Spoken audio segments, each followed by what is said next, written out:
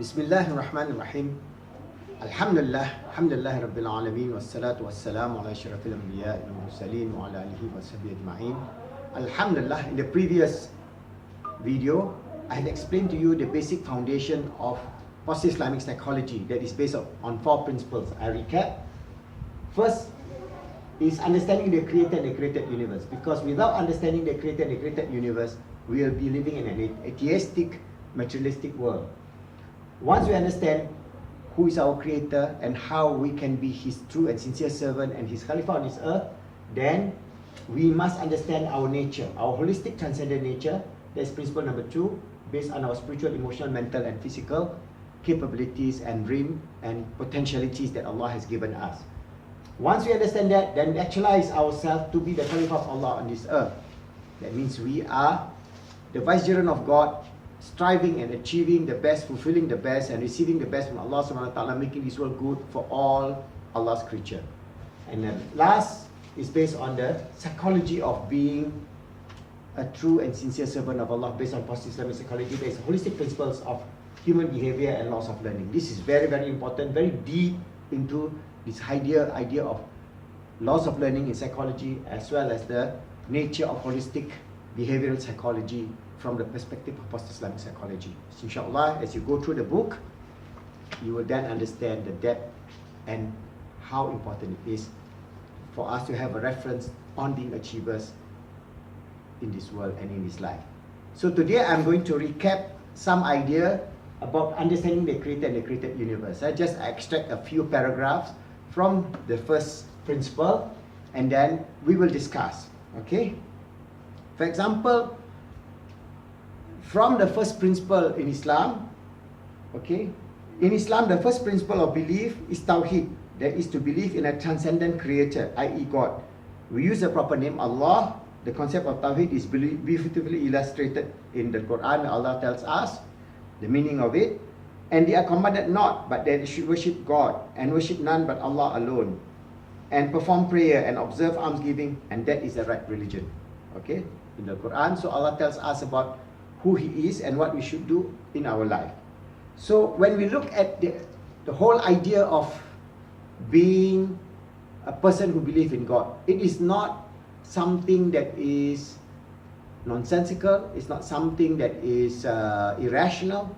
In fact, it is the most rational purpose and meaning that we can infuse in ourselves, because deep down in the hearts of every human being is an imprint of the need for the Creator. The need for God is imprinted in our genetics, is imprinted in our ruh at the point of azali.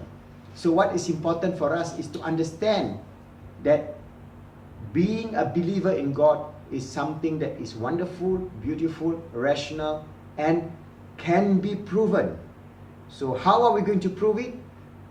We have to prove it from the perspective of the ilmu kalam, as well as from perspective of science, physics, chemistry, astrophysics, quantum physics, and so on.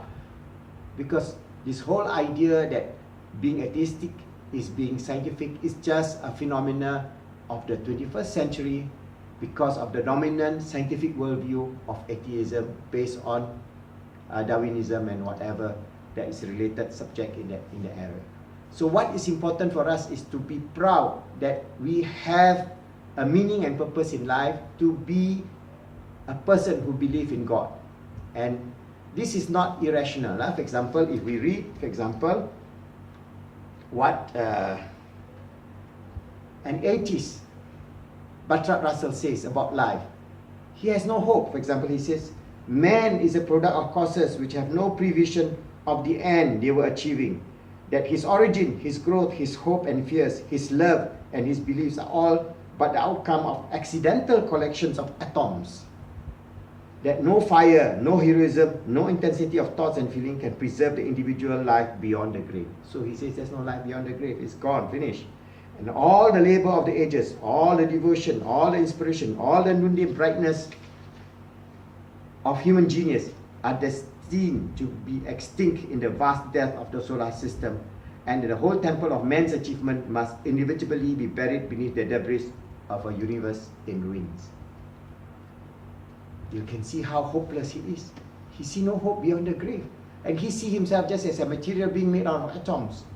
But that is not the right worldview. So I want to tell you again and again that this idea is an idea of no hope for humanity is imprinted within every atheistic worldview. But for example, if we have people who, for example, Dr. John Polkinghorne, he was an atheist before, but then he became a believer in God. And what does he say? Okay, I just read the extract. He is a quantum physicist, a scientist that is very, very prominent in the world of physics. And what does he say? John Polkinghorne says, no one has seen a quark, this subatomic particle, and we believe no one will ever see a quark. They are so tightly bound to each other in the protons and neutrons that nothing can make them break out of their own. Why then do I believe in these invisible quarks? In summary, it's because quarks are made of a lot of direct physical evidence to show that. I wish to engage in a similar strategy with regard with the unseen reality of God. His existence makes sense of many aspects of our knowledge and experience. The order, the fruitfulness of the physical world, the multi-layered character of reality, the almost universal human experience of worship and hope. I think that is very similar to the thought processes that are involved in both cases. I do not believe that I shifted from something strange in an intellectual way when I moved from science to religion. In the search for truth, science and faith are intellectual cousins under the same skin. So it is actually a choice.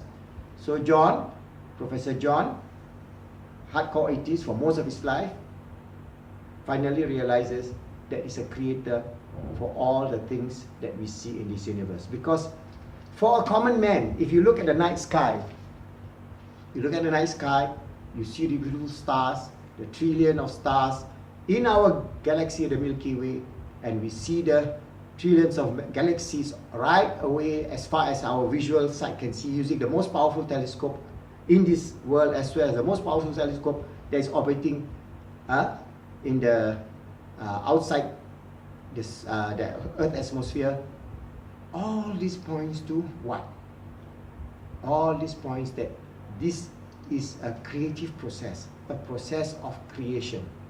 And if it is a process of creation, then who is the creator?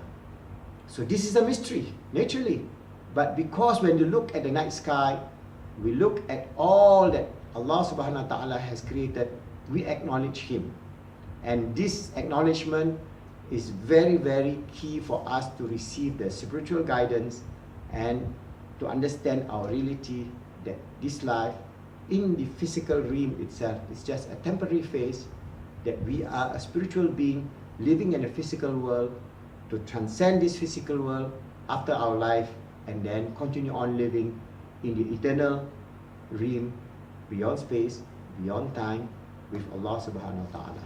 So inshallah, if you like this program, go on to become our positive Islamic psychology practitioner, and inshallah attend our course for our life coach, and inshallah you can contribute to yourself, your family and the ummah. See you in the next.